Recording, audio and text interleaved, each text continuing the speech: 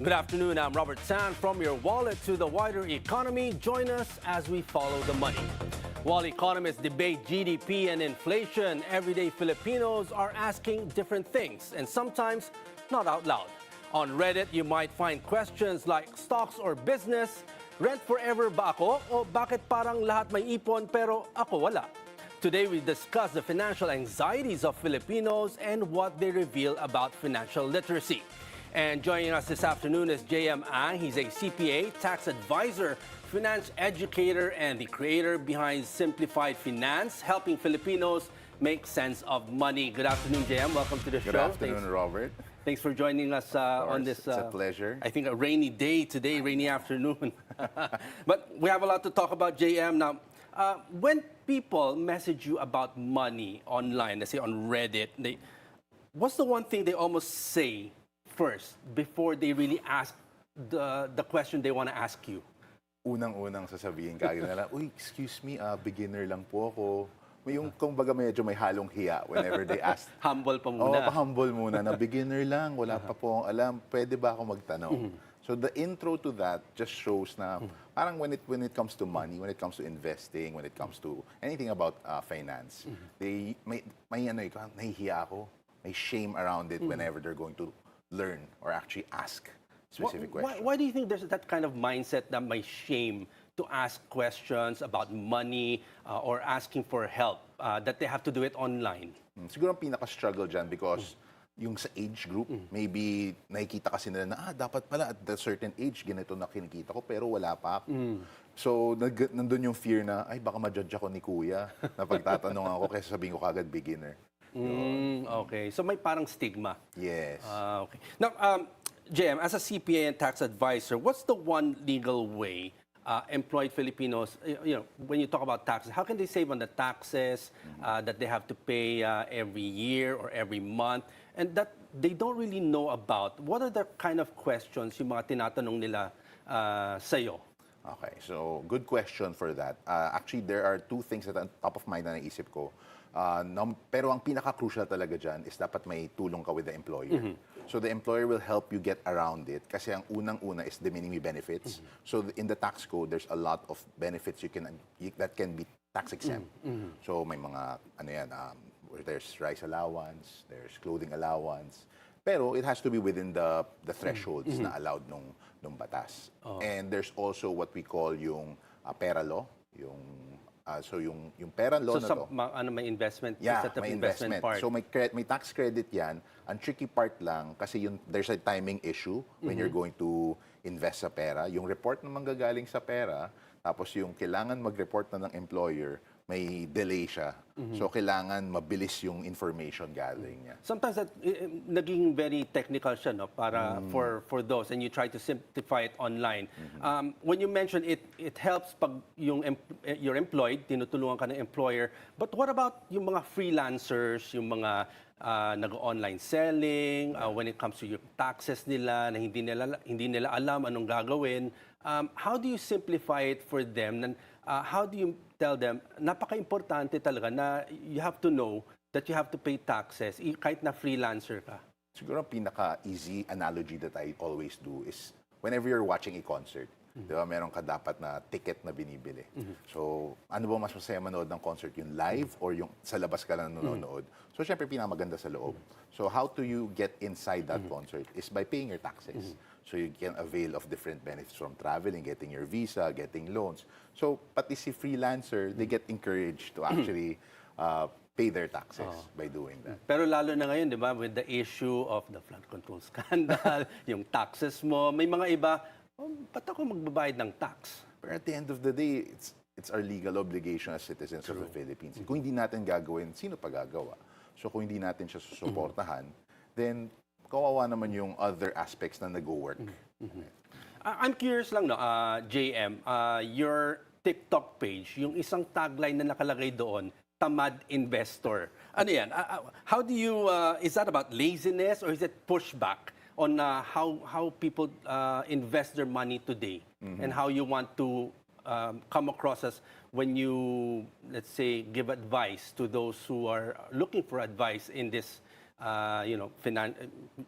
kulang sa financial literacy? Well, actually, ina-anchor ko yan sa connotation na Juan Tamad. No? So, pagiging Juan Tamad, wala ka nang gagawin. But in fact, there still has to be a learning behind it. So, kaya ko siya kinonote na tamad investor. Kasi, dapat matuto ka. Kasi yun yung pinaka-bare minimum. But you can make it as simple as kahit wag mo na siyang aralin ng todo. So, there are different investment vehicles that you can actually learn about. And as long as you automate your how you're going to put in money to it, edi mas mapadali lang din. Pwede kang maging tamad, focus on things that will earn you more money. Tapos, let other automations handle your investing for you. But is there also another side of that? Pag sinamo tamad investor, yung mga iba, they get caught up in the get-rich-quick schemes, yung mga nasa scam sila sa mga ganyan na gusto ko mabilis na pera. Yan, kaya ko siya make sure na yung tamad na concept na yon, tamad lang sa hindi ka na maging tamad sa pag-alam ng information. So, alamin mo pa rin. I'll give you everything. So, I created that program kasi. So, super simplified lahat, as in from day 1 to 30. Tapos, matututo na siya ng basic necessities in investing. Kasi na bahala mag-move forward to it. So, at the end of the day, dapat talaga you educate yourself so you have an informed decision. Exactly. And maybe may not be the right decision, maybe, but at least informed ka sa mga kailangan mong gawin. Ang dami kasing scammers ngayon eh. So, di ba, ang dami na sa scam. Sanay mabudol sa get-rich-quick schemes. Double your money in 2 weeks. Sobrang, at least from there on, alam mo kagad na, hindi pwedeng ganyan. Dahil sa tamad ka lang, gusto mong ganun yung kukunin mo. Dahil tamad ka, inaral mo siya, alam mong hindi yan totoo. Ganon. Etong buzzword naman naririnig ko a lot, yung adulting, no? It's a buzzword for this generation, learning money for the first time. Now, what does that word actually mean to you? And why does nobody feel, very prepared about, how they work with money, how they become financially responsible? Okay, sige. So let's start with the word adulting. I think ang adulting nanggagaling sa iba't ibang stages of people's lives. So crucial talaga dyan whether you're adulting 101, 102, 201, 501. So I think regardless of your age, nasa adulting tayo lahat. So whether you're batang-bata ka, you're learning about budgeting, up to you're learning about estate planning, transferring your wealth to the next generation. Lahat yan, I think it's all an aspect of different adulting stages. So ngayon, it's just a matter of really understanding, nandyan ba ako sa circumstance na to ngayon? So, hindi siya specific age na bata pa, ito mag-adulting. So, you can be 40, 50, 60. Yes. Continuous pa rin yung learning, adulting pa rin yan. Kasi may mga nakausap po, in their 40s, nagsistart pa lang. Maybe OFW sila, tapos ang nangyari was, binigay na sa family nila starting from 30s to their 40s. Ngayon, they're giving it to themselves. So, adulting 101 sila. Nagbabudget na sila na maayos. They're putting aside for their retirement. Yeah. I've been asking this question a lot from economists and from financial literacy coaches like you. Kulang ba ang pag-aaral ng financial literacy here in our educational system? For you, how old dapat naturuan ng isang bata to be, let's say, not really financially responsible, but to know the value of money and how to handle it? I think as early as bata pa lang. Like how old? As in, like 7, 8, matuto na sila. Kasi nandun na yung core memories mo eh. Di ba, yung sabi nga sa statistics, from 5 to 9 years old, nandun na yung 70% ng alam mo. So pagka ganun yung stage, natututo na siya how to spend your money, how you are rewarded when you were young, na importante that alagaan mo siya, use it properly. So dun pa lang, na-imbibe na siya. Siguro lucky enough when I was growing up din. Ganun yung naging, alam ko na, okay, so hindi unlimited ang funds. Ikaw, at an early age ba? How old were you when you really saw the value of money? Kung tinuruan ka ng parents mo or tito, tita, mga kaibigan? Hindi siya deliberate na tinuro. Pero it was an observation when I was younger na, gusto ko na ako yung bibili para sa sarili ko. So I started saving. As much as possible, hindi ako humingi sa parents ko. Yes, may allowance. Pero yung allowance na ibibigay, tabi ka agad ako bibili. Tapos pagka sasabihin, na gusto mo, di okay lang po ako. As hanggang pagka natabi ko, bibili na lang ang sarili ko. Do you think this is one of the reasons kaya maraming nasa scam ngayon? Kulang sa education on financial literacy, the value of money, the value of time, the value, yung mag-get-rich-quick schemes kasi gusto nilang yumaman ng mabilis yung nakikita nila online. I think it's not about the kulang ang education. It's the emotional understanding of why you want to put in money in the first place. Dahil we're put into a pressure na kailangan mo yumaman agad. Ang daming ganun yung scenario, ay kaya ako pinasok to kasi gusto kong maka-provide ka agad sa pamilya ko. Pero hindi eh. Kailangan may reality check ng, is it really possible na magdoble yung pera? Alam mo hindi eh. Proven and tested na yan sa lahat ng Google search mo. Lalabas at lalabas yan eh. Pero pinipilit pa rin. May mga nagtatanong sa akin, JM, si XYZ company ba legit? Parang ako, anong offer nila? Double your money in 6 months. Parang ako, sa tingin mo, legit pa ba yan? Kasi some would argue, kung kaya talaga yun, ba't hindi ginagawa ng mga bangko na legit? Diba? Exactly. Or baka naman. But as a business and a financial consultant, JM, what was the hardest question that you were asked about money? And that made you really stop and think, tama ba itong sasabihin ko? Ang tough ng question eh. So ako pinaka na-experience ko dyan. It's not about the numbers. It's about when there are circumstances na ang hirap i-control. Like for example, choosing between prioritizing your family versus prioritizing your future. Kung sinabi, may pamilya mo, may sakit kasi yung family ko, kailangan mag-provide. Kaso, kailangan ko magtabi para sa future ng anak ko. So, hindi siya, okay, 1 plus 1 equals 2, di ba? May mga other factors na kailangan maintindihan ko rin na, teka, ano ba yung circumstance mo? Ano ba ang priority mo? Ano ba yung mga kailangan mong focusan muna? May other options ka pa ba? Usually, yung mga problema ng mga breadwinners. But, JM, before you answer that, we're just going to take a short break. When we come back, more real talk on money with JM Ang.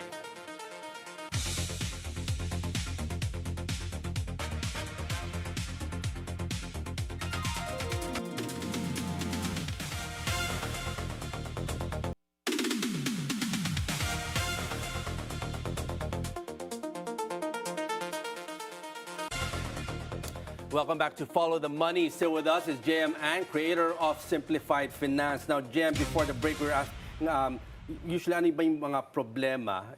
Usually problema yan ng mga breadwinners, yung these hard questions. Saan ko ba muna lalagay yung pera ko?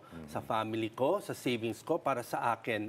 May mga nagtatanong ba regarding that? Yung mga, the problems that the breadwinners... Sobrang dami nagtatanong sa movies natin nakikita yan. Kasi ako, syempre on my end, hindi kasi ako naging official na breadwinner naman eh. So, I had to ask different friends na naging breadwinner talaga. Sabi ko, ano ba yung naging challenge sa inyo? How were you able to overcome ganitong types of experiences? And every time I asked them, ang sagot lagi nila is, priority lang. Kaya naman eh. Kaya naman, basta alam mo ano yung dapat mo i-budget. Liliitan mo lang. So for example, yung usual na guide na 10%, 20% for your savings, kailangan bumaba siya to 5. Kailangan bumaba siya to 10 or below. Pero focus, tatabihan mo pa rin para dun sa family mo. Ano mga advice mo, lalo na mga breadwinners na OFWs? Yung mga nakikita natin, diba, sa pelikula lang natin nakikita, nagpapadala yung OFW sa family, pinapakita yung video, ginagawa yung bahay, yung pala hindi pala, napupunta sa iba. So, are there instances na ganon? And what kind of advice would you give them? Not only just give and give, but where to put their money. Savings, mga ganon, yung investments, all these things. Nakikita ko sa mga, lalo na for OFWs na nagpapadala, malaki kasi yung pumapasok na money. So, sobrang tempting na ibigay lahat sa family kasi ma-experience na napakasaya. Pero, at the end of the day, these are things that you cannot see. Yung real talk lang doon, hindi mo makikita saan siya talaga napupunta. So, ako, ang usual na advice ko, set aside 20-30%. Kaya yan ng OFW for your savings or for future investment. Kasi if it's something na alam mong you have control over it, medyo at least happy ka. Yung may tutulong ka sa mga family mo, something na alam mong let go mo na siya. Imbis na mag-expect ka something in return. Kasi ang daming heartaches ako naririnig na kwento dahil lang doon. Now, with the questions that you're being asked online, how different is it pag during crisis at during pre-crisis or after crisis? How are the questions different, and how do you handle it differently if pag sa crisis kasi talaga tighten belts hindi mo pa sabihin mag-save ka ganito because they are already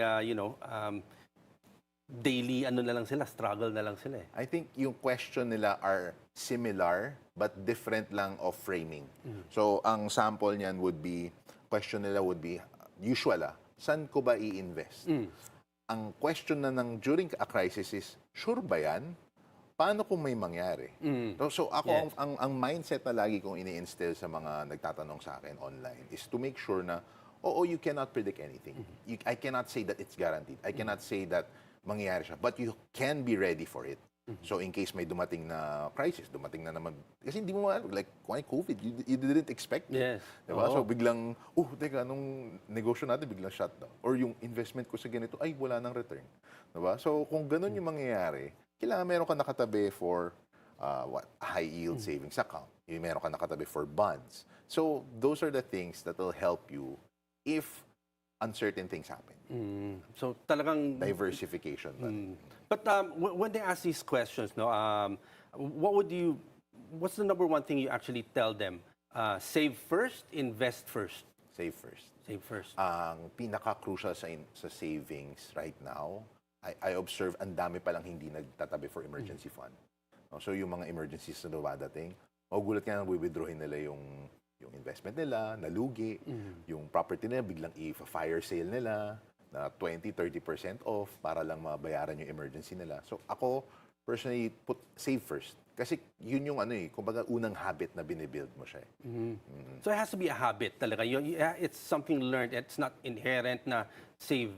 Yeah. Pag, ano yung usually, pag you have to create this habit, but ang hirap eh. Mahirap talaga. Pero kasi when I started, way back 21 years old pa ako. So tagal na nun. So yung nag-start ako, nag-save lang ako 500 pesos to 1,000. Pero very consistent nilalagay. Noong time na yun, nilalagay ko pa sa envelope. Pinagtatawanan ako ng friends ko, bakit hindi mo nilalagay sa bangko? Sabi ko, gusto ko may physical manifestation ng pera na nilalagay ko sa envelope. Tapos nakikita ko siyang tumataba. So hanggang sa na-build yung habit na ngayon, sanay na ako nagtatabi ng 5, 10, and more. So crucial talaga yan, yung consistency. Hindi yung pag sinama save ako ngayon. Yes. Tapos dapat talagang it's a habit that you really have to do kahit gaano kasakit, lalo na pag napag-usapan na breadwinner, di ba? Paano yung kunyari may nangangailangan nandoon? How do you tell them na no, wag mong hugutin from that? Try. Ang gandang question. So, sobrang challenging nun. Kasi kahit ako pagka may humingi ng tulong, parang okay, alam ko may extra money ako, do I give it or not? As much as possible, I try not to. Pero kung wala talagang choice, I'll give it as if na talagang wala na siya. Now, you try to simplify finance for a living. Ano yung pinaka-standard advice that you actually think is bad advice that you see around that Filipinos should not actually follow? Okay, siguro first advice na naisip ko kaagad is yung following your passion pero wala kang cash flow na iniisip kung paano mo siya gagawin. So kasi totoo naman, sobrang saya i-follow yung passion. So if you're passionate about certain sport, paano kung hindi ka naman naging six-footer? Hindi naman automatic yun yung dapat mong i-follow eh. Pero you need to build that muscle para regardless kung gusto mo talaga yun, gustuhin mo muna bago mo siya actually pagkakitaan. Yan ang usually narinig natin sa mga motivational coaches, no? Follow your passion. Not to put them down, but sometimes do you think that also works naman, follow your passion? Because if you follow your passion and it's something that you love to do, some people would say it doesn't seem like work and you'll be good at it. It would be good. Ako personally, I follow my passion when I have enough funds to do it.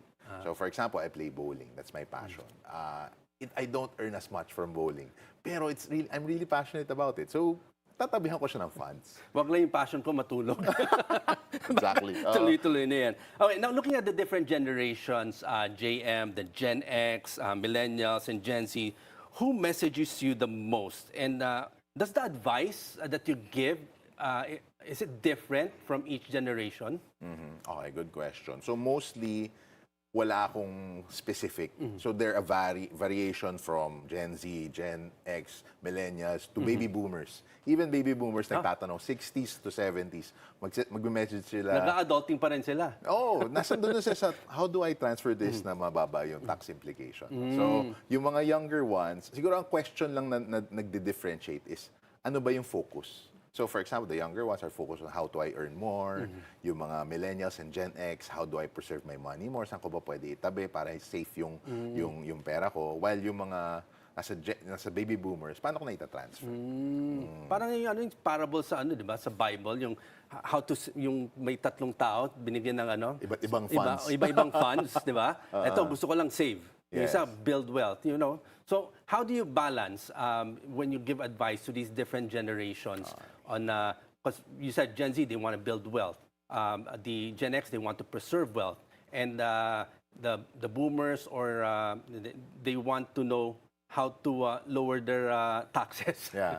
So yung mga general rule na ino-offer ko or lagi kong sinasabi is yung 100 rule. So 100 minus your age rule. So your age is always the buffer for your safe funds. So yung age mo, let's say I'm 37. 37% doon ilalagay ko for safe investments. The remainder doon para sa mga higher risk or growth funds like real estate, ETFs, other stocks, ganyan. So, dun ko lang, yun yung main na naglalaro yung mga, yung change of advice ko. Okay, JM, we'll now move on to our rapid fire segment. You just these are quick questions. We just need quick answers for this. Okay, let's start with this. Emergency fund or paying off debt first? Paying off debt first. Why? Paying off debt first is important kasi mauubos yung emergency fund mo kapag biglang hindi mo lang siya mabayaran at saka susingilin ka na din sa pintuan niya. Good advice. Okay, when we look at crypto, investment or gambling? Gambling. Gambling talaga? Siguro lalo na ngayon that when it comes to crypto, you really don't know what will happen to the market. It's a digital asset, yes. I have crypto investments, pero alam kong doon na lang siya bahala na kung tutuloy man siyang tumaas or hindi. Yun yung perang invest mo, then pikit mata 10 years from now, Exactly. It's something that you can parang Let go. Sana all, pero not everybody. Okay.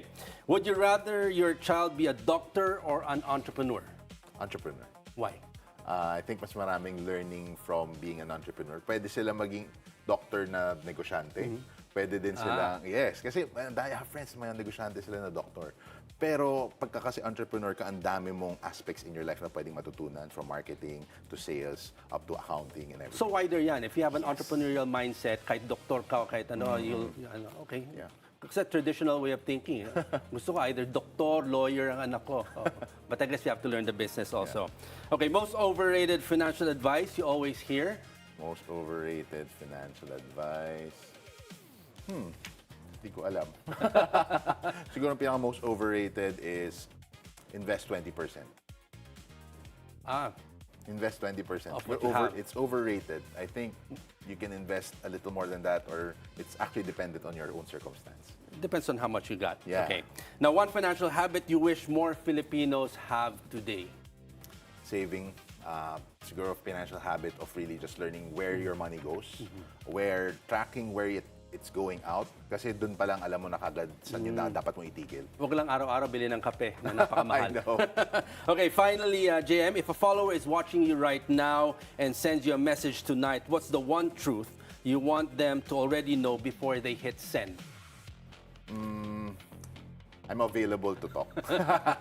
I'm always available to talk. I always reply to my father. It's always good to ask, right? Yeah. Ask help. It should not be a stigma. Tama ba? Huwag sila mahihiya. Siguro yun ang pinaka-message. Huwag kayong mahihiya. Kasi whether it's a smart question or if you think it's a dumb question, it's not really a dumb question. When it comes to money, there's no dumb questions. You Yeah. really have to learn. On that note, JM, thank you very much for joining us this afternoon, sharing your insights and daming valuable advice ang natuto. Kahit even me, I learned a lot from our discussion. Thank you very much for joining us. Thank you. It's a pleasure. And that's all for today. I'm Robert Tan. Thanks for watching. Keep it here on the Bilyonaryo News Channel and always follow the money.